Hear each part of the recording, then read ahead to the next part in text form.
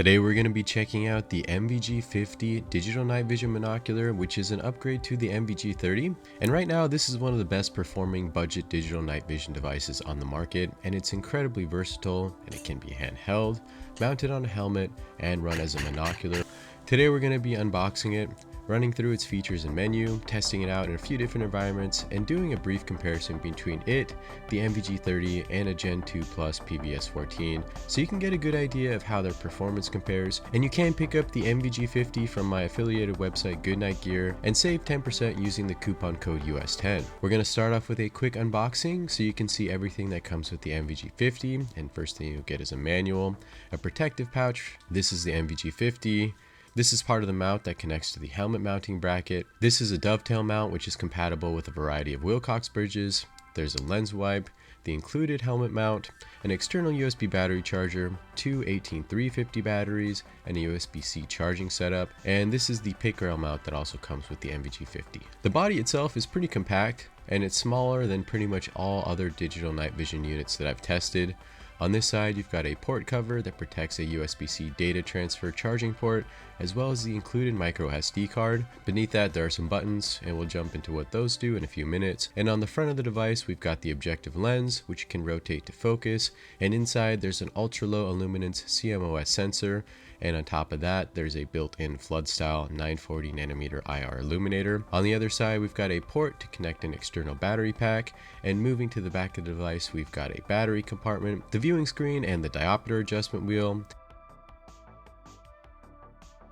And on top of the device is where you're going to connect different mounting hardware. This is a stock mounting arm that comes included with the NVG50, and it's fast mount compatible, so it should work with the majority of aftermarket helmets. This is a look at the included pick rail mount attachment designed for the NVG50, and here's a look at how that sets up in conjunction with the MAL C1 Plus laser aiming module clone. And when we take a look at some footage, you can see both the IR laser and the illuminator quite well. The UI on the NVG50 is quite simple and can be controlled by these three small buttons on the side.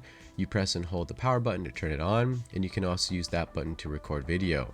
The center button can switch the 4 different color viewing modes and also turn on the IR light. This button is the digital zoom, and also holding it will bring you into the main menu. And we see the first setting is the 180-degree flip, which will come in handy if you plan on mounting the NVG50 to a pick rail. The icon setting will allow you to turn on and off the icons on the screen. Color mode is another way for you to change between the 4 viewing modes. Loop recording will allow you to adjust the length of the recording. Playback will allow you to view video files recorded to the device. Wi-Fi will allow you to broadcast a video feed to your smartphone. The crosshair setting will allow you to turn on and off a crosshair. The IR auto will automatically adjust IR output depending on the current lighting conditions in your environment. P&P is picture-in-picture mode, which will allow you to zoom in a small window at the top of your screen rather than compromising your whole field of view. LCD brightness will allow you to adjust the brightness of the internal display screen, and it is set to auto by default. And I recommend setting this to level 5 because it will help you see the most in low light areas.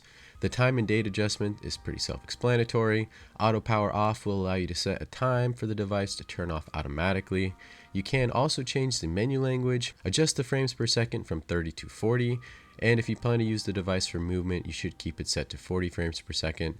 The gyroscope will help calibrate the device. You can format the SD card, restore everything to default factory settings, and finally check the version info. There is a digital zoom feature on the NVG50, and standard magnification is 1x, but you can bump it up to 2x, 3x, and 4x, and the clarity of the video is still really good, and this is a huge advantage that digital night vision has over analog devices. Now we're going to test out the NVG50 in a handful of different environments with unique lighting conditions so you can get a better idea of how it will perform in different scenarios. The footage was recorded using the onboard video recorder at 30 frames per second and recorded in 2560 by 1440. And the footage you see here is slightly darker than the image that you'd see looking through the screen of the device itself, so your real-world use experience would be slightly enhanced from what we see here. The footage we're going to be looking at was filmed outdoors with a first quarter moon with 56% illumination, and no IR lighting was being used unless otherwise indicated. We're going to take a walk down a trail, and as you can see, this area is pretty open, and we're able to get great visibility under the moonlight, and the performance is much better than what you'd see with the naked eye alone. The field of view on the NVG50 is about 45 degrees, and walking with the NVG50 down a trail is quite manageable, and you're able to move with ease, and the latency on the device is barely noticeable.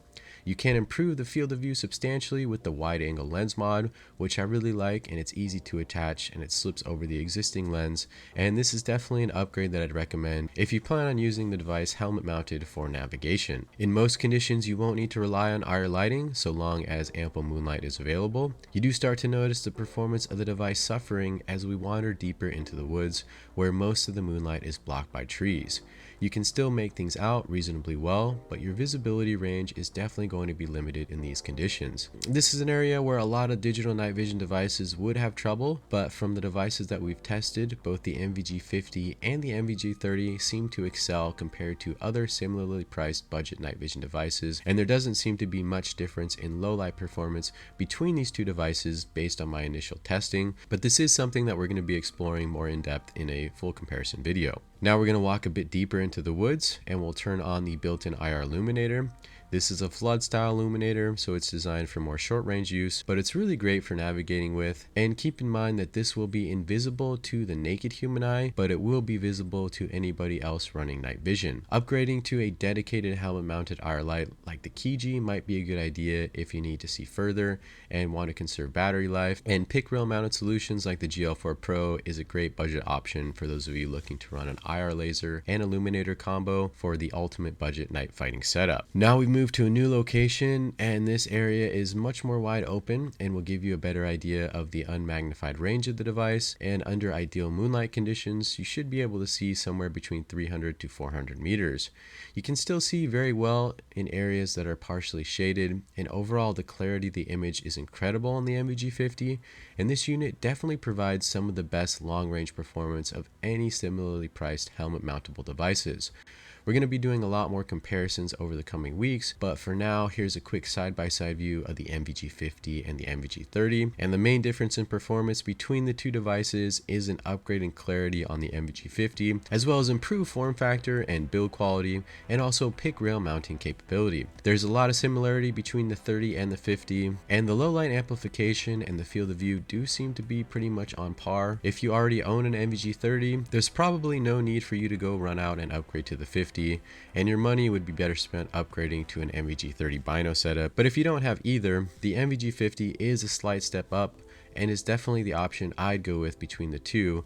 But if you're on a tighter budget, the NVG30 does provide slightly better value. This is a side-by-side comparison of the NVG50 and a Gen 2 Plus PVS14, which is an analog device that will cost you between 4 to 5 times as much as an NVG50. There's no question that analog's performance is better in most cases, including low light amplification, slightly wider field of view, improved run times, and zero latency.